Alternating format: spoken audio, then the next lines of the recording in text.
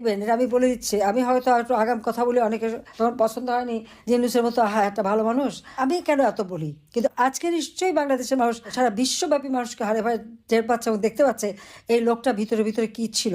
এত অর্থ সে কোথা থেকে পায়? 666 কোটি টাকা যদি কারো ইনকাম ট্যাক্স, কত টাকা থাকলে 666 কোটি টাকার তার ট্যাক্স হয়? একবার একটা চিন্তা করে দেখেন, এই লোকটার এই টাকার উৎস কি, এটা কেউ কখনো জিজ্ঞেস করেনি কেন?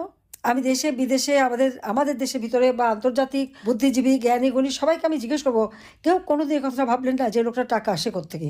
বাংলাদেশটাকে নিয়ে এসে ছিনিমিনি খেলছে, সাংবিধানিক ভিত্তি যার নাই সে ক্ষমতা দখল করাতে অনেকে খুব বাহবা দিল যে এইরকম লোক আসছে, বাংলাদেশ একেবারে শান্তির দেশে বয়ে যাবে। কিন্তু শান্তির পরিবর্তে যে অশান্তির সৃষ্টি করেছে, যেভাবে জঙ্গিদের ছেড়ে দিয়ে আজকে জঙ্গি রাজত্ব, এই ছাত্ররা কোটা আন্দোলনের নামে, কোটা তো ছিলই না, আমরা তো বাতিলই করে দিয়েছিলাম, তারপরে এই আন্দোলন 15 জুলাই পর্যন্ত তাদের গায়ে কিন্তু একটা টোকাও দেওয়া হয়নি। কিন্তু তারপর যখন এই ছাত্র নামধারীরা মেট্রো রেলে আগুন, পুলিশকে হত্যা, সেই এনায়েতপুরে, এই সিরাজগঞ্জের এনায়েতপুরের থানায় প্রকাশ্য দিবালোকে পুলিশদের পিটিয়ে পিটিয়ে 13 জন পুলিশকে হত্যা করলো, এবং সেটা তারা স্বীকার করেছে। সমন্বয়ক একজন এনসিপি লিডার হাসিব বলল পুলিশ হত্যা করেছিল আর মেট্রো রেলে আগুন দিয়েছিল বলেই কিন্তু তাদের বিপ্লব সফল হয়। বিএনপির নেতা সিরাজগঞ্জের, সে তো প্রকাশ্যে মিটিংয়ে বলল পুলিশকে মেরে তাদের কোমর ভেঙে দিয়েছে বলেই আন্দোলন সফল হয়েছে। সে ইসলামিক এক পার্টির নেতা, সে আবার দাবি করলো সেও পুলিশকে মেরেছে।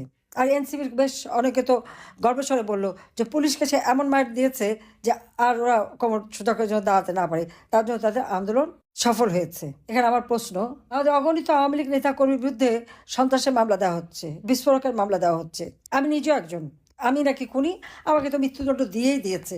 কিন্তু একটা কথা, যে ঠিক আছে যাদেরকে হত্যা করেছে তারা বলছে এই হত্যাটা হলো কেন, কারা করলো? আর এই যে এত মানুষকে, পুলিশকে হত্যা করা হলো, আওয়ামী লীগ নেতাকে হত্যা করা হলো, যুবলীগের নেতাদের হত্যা করা হলো, পা বেঁধে ঝুলিয়ে রাখা হলো, কই একবারও তো সে কথা বলা হয় না যে কারাই হত্যাকাণ্ডগুলি ঘটিয়েছে, কারা এদেরকে মেরেছে, কারা পা বেঁধে ঝুলিয়েছে?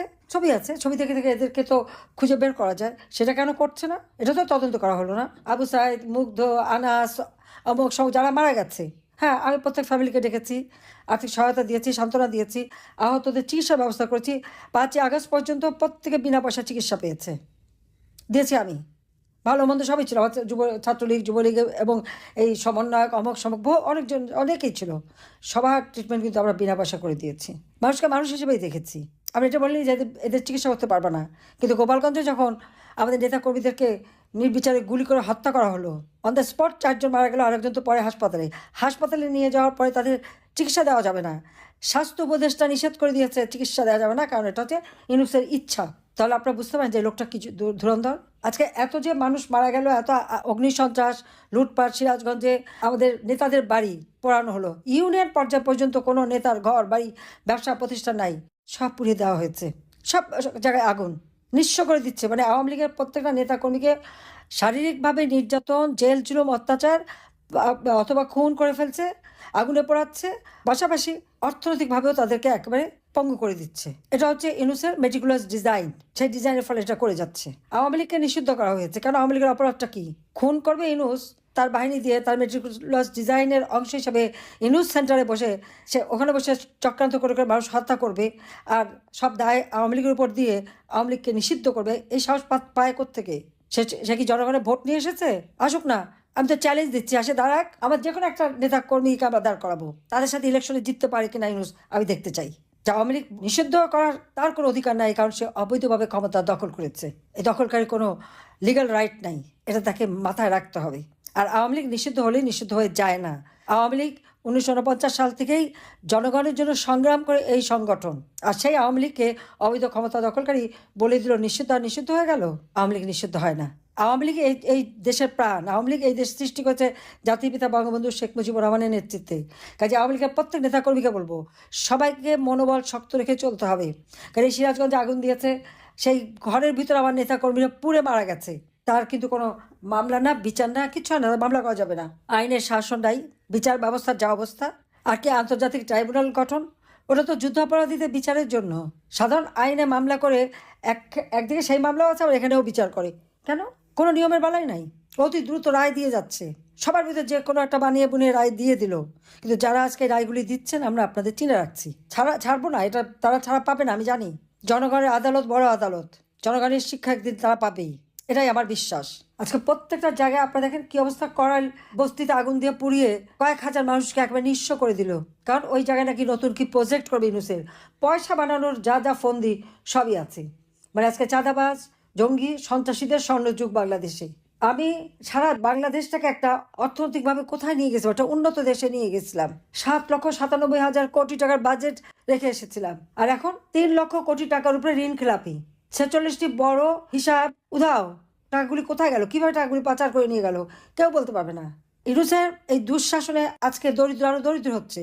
যেখানে আমি দারিদ্রের হার 18 ভাগে নামিয়ে এনেছিলাম, আর হত দরিদ্রের হার 5 ভাগে নামিয়ে এনেছিলাম, আজকে সব বেড়ে গেছে। শুধু তাই না, আমি যে 5 কোটি মানুষকে নিম্নবিত্ত থেকে মধ্যবিত্তে পরিণত করেছিলাম, তাদের জীবনমান উন্নত করেছিলাম, আজকে সেখানে দেখা গেল 6 কোটি মানুষ আবার দরিদ্র সীমার নিচে চলে যাচ্ছে। কি দক্ষ শাসক আর কি চমৎকার ব্যবস্থাপনা তার।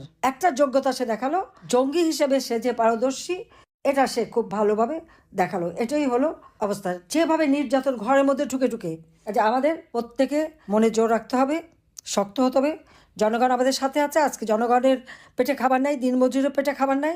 একটা পাটা ইন্ডাস্ট্রি বন্ধ, প্রায় 300-400-র উপর তো গার্মেন্টস ইন্ডাস্ট্রি ছোটো বড় মিলে বন্ধ হয়ে গেছে। বড় বড় ইন্ডাস্ট্রি তো 245টার মতো বন্ধ। আর তারপরে তো ছোটোখাটো যেগুলি সাব কন্ট্রাক্ট করতো সব একেবারে বসে গেছে, লেবাররা সব বেকার হয়ে গেছে, তাদের কাজ নাই। তার উপর জিনিসের দাম, সারা বিশ্বব্যাপী চালের দাম কমে গেছে, বাংলাদেশে বেড়ে যাচ্ছে। ভারতীয় চাল কিনবে সিঙ্গাপুর থেকে, আর ভারতীয় চাল কিনবে দুবাই থেকে। কেন? এটা কোন খেলা আবার? কাজে সেইভাবে আমাদের সবাইকে এখন এক হয়ে কাজ করতে হবে, নামতে হবে। কোনো কারো মধ্যে কোনো দ্বিধাদ্বন্দ্ব থাকতে পারবে না। এখানে আমাদের অনেক নেতাকর্মীরা আজকে জেলখানায় মানবেতর জীবনযাপন করছে, কারা নির্যাতন করে। জেল হত্যা তো প্রতিনিয়ত চলছে। ইউনিয়ন ওয়ার্ড বিভিন্ন জায়গায় আমাদের নেতাকর্মীদের হত্যা করা হচ্ছে, ছাত্রদের হত্যা করা হচ্ছে, জেলখানা হত্যা করা হচ্ছে। হ্যাঁ, বড় বড় একটু চেনা পরিচিত হলে সবাই জানতে পারি, কিন্তু আসলে তা না। আমার কাছে যত খবর আসে, কোথায় গাইবান্ধা ইউনিয়নের এক ছাত্রলীগ নেতাকে সেখানে জেলখানা হত্যা করলো। ঠিক এইভাবে আমি একটা দুটো দৃষ্টান্ত দিলাম, কারণ অনেক সময় নিতে চাই না। এরকমভাবে সারা বাংলাদেশে এগুলির সমস্ত হিসাব রাখতে হবে, এবং কারা এটা করছে তাদেরও। এভাবে চলতে পারে না একটা দেশ। আজকে বাংলাদেশের ভাবমূর্তি কিচ্ছু নেই, সব নষ্ট। কাজে এই জঙ্গির হাত থেকে দেশকে রক্ষা করার জন্য সকলকে ঐক্যবদ্ধ হতে হবে। সকলে ঐক্যবদ্ধ হয়ে আগে দেশটাকে এদের জঙ্গিদের হাত থেকে উদ্ধার করে দেশের মানুষের জীবনে শান্তি নিরাপত্তা ফিরিয়ে আনতে হবে। আমাদের যে সকল নেতাকর্মী জেলখানায় বন্দী, তাদের মুক্ত করতে হবে। আমাদের অর্থনৈতিক উন্নয়নের গতিশীলতা বৃদ্ধি করে মানুষের জীবন মান আরও উন্নত করব, এটাই আমাদের লক্ষ্য। আর আওয়ামী লীগ নিষিদ্ধ, ছাত্রলীগ নিষিদ্ধ, এই নিষিদ্ধ আমরা মানি না। নিষিদ্ধ করার অধিকার তাদের নাই। আমি নির্বাচিত প্রতিনিধি, এটা তাদের মনে রাখতে হবে। আমি তো রিজাইন করিনি। কাজে জঙ্গির দ্বারা ক্ষমতা দখল করে আমাদের নিষিদ্ধ করলে আওয়ামী লীগ নিষিদ্ধ হয় না, হবে না। জাতির পিতা বঙ্গবন্ধু শেখ মুজিবের হাতে গড়া সংগঠন, এদেশের স্বাধীনতা আমরা এনে দিয়েছি। কাজে বাংলাদেশ আছে, বাংলাদেশ থাকবে। বাংলাদেশ এই দেশের মানুষের ভাগ্য আবার পরিবর্তন করবে ইনশাল্লাহ। সবাই ভালো থাকেন, সুস্থ থাকেন। খোদা হাফেজ। জয় বাংলা, জয় বঙ্গবন্ধু। বাংলাদেশ চিরজীবী হোক।